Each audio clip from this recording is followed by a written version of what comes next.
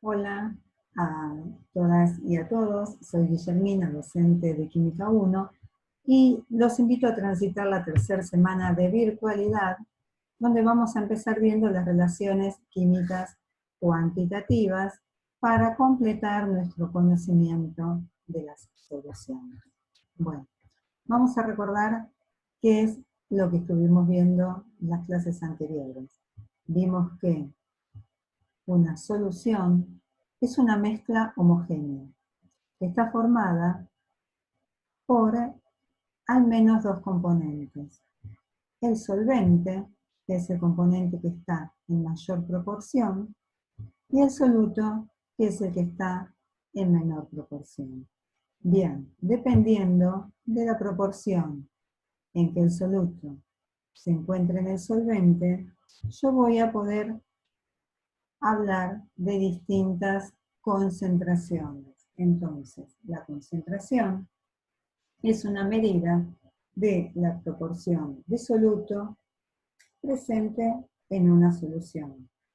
Y vimos la clase pasada unidades de concentración físicas.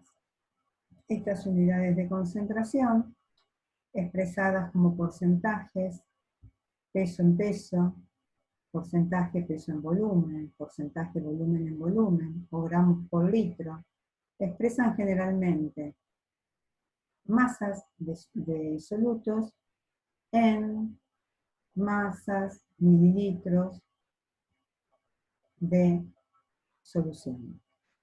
Bien, ¿qué características tienen? Que se utilizan cuando no necesito datos que requieran mucha precisión, generalmente cuando tengo soluciones concentradas.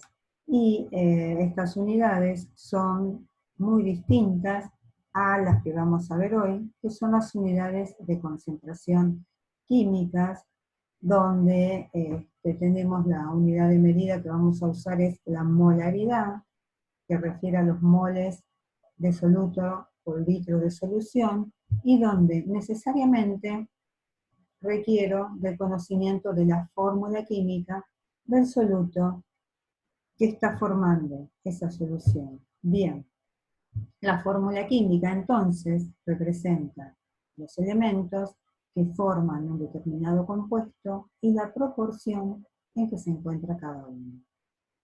Acá tenemos agua, cloruro de sodio, que es la sal de mesa, cloruro de magnesio, sulfato cúprico, pentahidratado.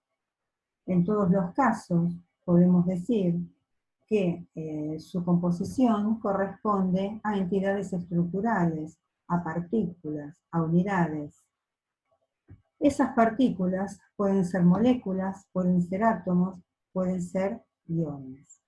Ahora, si yo quiero conocer la cantidad de moléculas de agua que tengo en un vaso de agua, o la cantidad de moléculas de sodio que tengo en una cucharadita de sal, sería una misión imposible, por decirlo de alguna manera, porque estoy hablando de partículas submicroscópicas.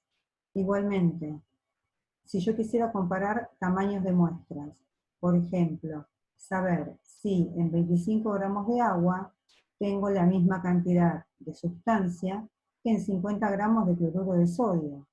Para todos estos casos, yo tengo que usar una magnitud de medida que me permita contar de manera accesible partículas submicroscópicas. Por eso los químicos idearon una unidad de medida que llamaron mol. El mol, entonces, es la cantidad de sustancia que contiene tantas entidades como átomos hay en 0,012 kilogramos de carbono 12.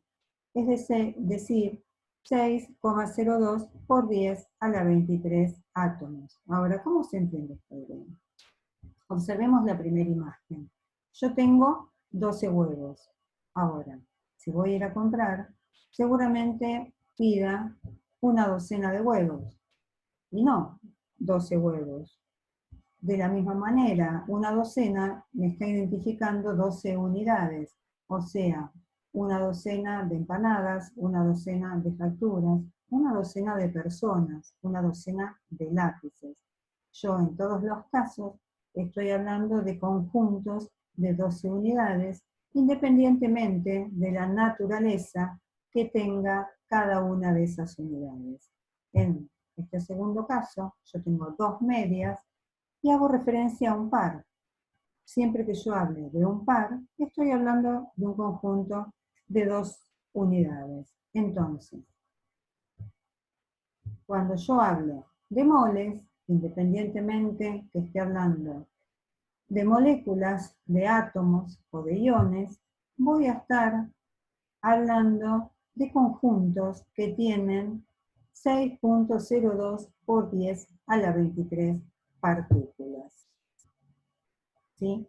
Bien, este número, entonces, 6.02 por 10 a la 23, es experimental, se denomina número de Avogadro y se simboliza con la n sub a. Y me indica la cantidad de partículas que yo tengo en un mol de una determinada sustancia, sea esta sustancia un átomo, una molécula o un ion. Ahora, ¿qué tan grande es este número? Vamos a ver si tratamos de dimensionarlo. Si yo quiero calcular la edad de la Tierra en segundos, admitiendo que la edad de la Tierra tiene unos 1.000 millones de años, pasando esos 1.000 millones a segundos, con las conversiones necesarias, obtendría un valor de 31.536 por 10 a la 12 segundos. Este exponencial, 10 a la 12, representa 1 billón. Y sin embargo, es una cantidad que es casi 20 veces más pequeña que la cantidad contenida en el número de Avogadro. ¿Esto qué quiere decir? Que la Tierra, para completar el número de Avogadro en segundos de vida, debería vivir 20 veces más de lo que lleva vivido, aproximadamente. Ahora, ¿cómo hago para vincular la cantidad de sustancia con magnitudes macroscópicas que yo pueda determinar experimentalmente? Bien, si yo tengo una docena de huevos, sé que su masa va a ser diferente a la de una docena de manzanas. Seguramente las manzanas, las 12 manzanas, sean más pesadas. Pero en ambos ejemplos yo estoy teniendo una docena. De igual manera, si yo tengo un mol de agua, seguramente no tenga la misma masa que en un mol de cloruro de sodio. Por lo tanto, sus pesos también van a ser diferentes. Entonces, vamos a incorporar el concepto de masa molar, que se define como la masa de un mol de partículas y se expresa en gramos por mol. Para esto vamos a tener en cuenta que la masa relativa de un solo átomo de un elemento, la cual encontramos en la tabla periódica, es numéricamente igual a la masa en gramos de un mol de ese elemento. Entonces, si yo considero la sustancia agua, voy a decir que cada átomo de hidrógeno tiene una masa atómica relativa de 1,0079. El átomo de oxígeno tiene una masa atómica relativa de 15,9994. Entonces, la molécula de agua tendrá una masa molecular relativa dada por 2 por 1,0079 más 15,9994, lo cual quedaría expresado como 18,0. Entonces, una molécula de agua tiene una masa molecular de 18,0. Un mol de agua que contiene el número de Avogadro de moléculas de agua tiene una masa de 18 gramos. Entonces, conociendo la fórmula química del soluto, voy a determinar su masa molar. Y conociendo la masa molar, la cantidad de sustancia y utilizando el número de Avogadro, es que voy a poder convertir mis datos macroscópicos en datos submicroscópicos y viceversa. Bien, vamos a un ejemplo. ¿Cuál será la masa en gramos de 1 mol, 1,00 mol de cloruro de sodio? Yo sé que por tabla un átomo de sodio tiene una masa de 22,98 mol. El átomo de cloro, por su parte, tiene una masa de 35,45 litros. Y la molécula de cloruro de sodio tendrá una masa de 58,44. Por lo tanto, 1,00 mol de cloruro de sodio tendrá una masa de 58,4 gramos. Y acá estamos haciendo uso de las aproximaciones contempladas en mediciones 1. Si a mí me están pidiendo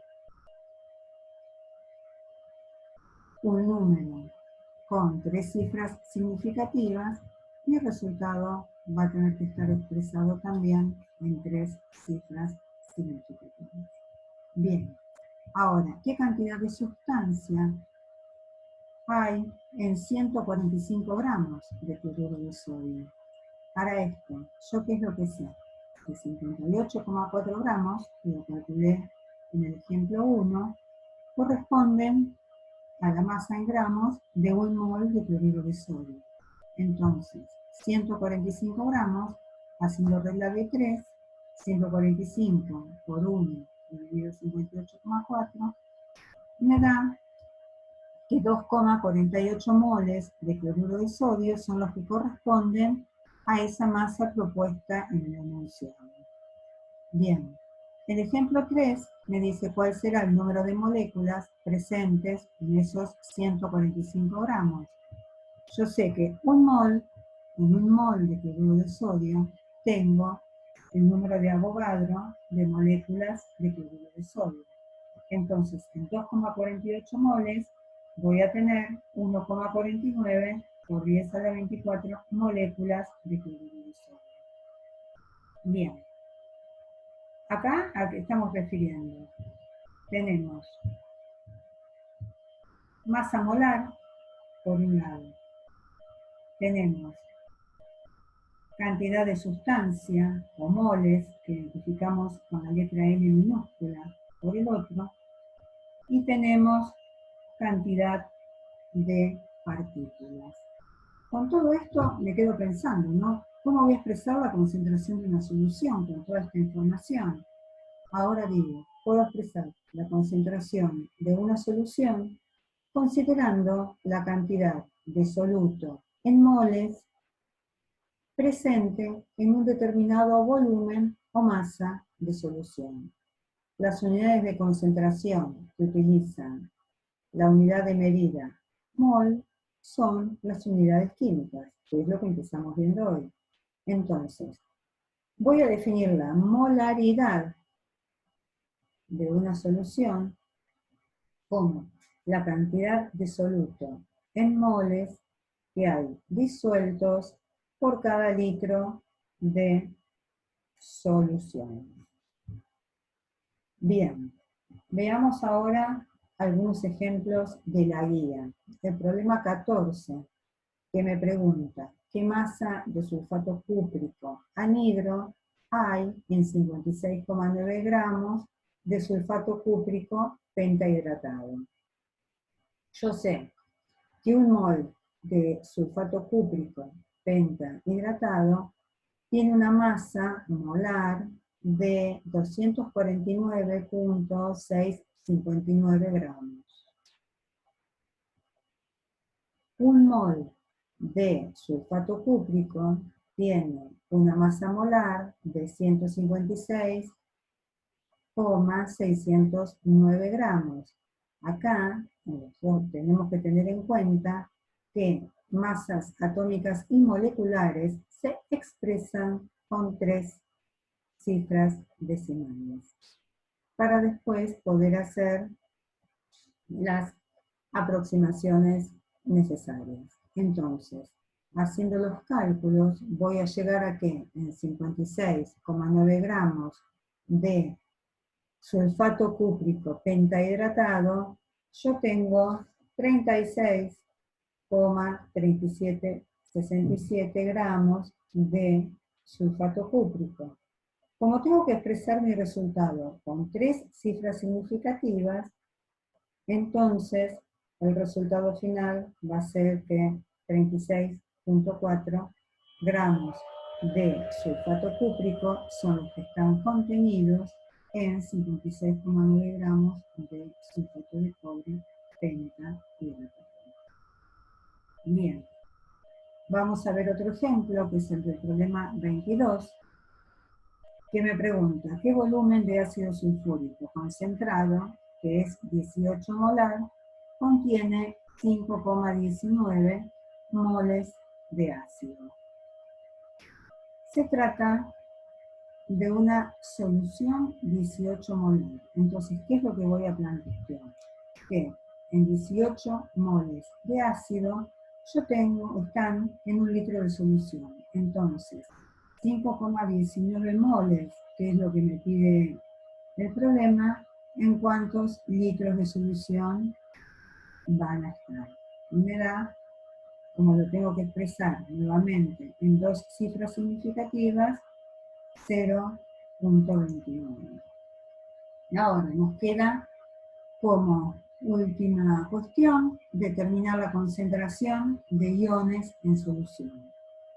A ver, un soluto que se disuelve se disocia con los iones que lo conforman. La concentración de estos iones dependerá de la fórmula química que tiene este compuesto. Por ejemplo, un mol de cloruro de sodio se disuelve generando 1 mol de iones de sodio y 1 mol de iones cloruro. Entonces, una solución 1,2 molar de cloruro de sodio será 1,2 molar en sodio y 1,2 molar en aniones cloruros.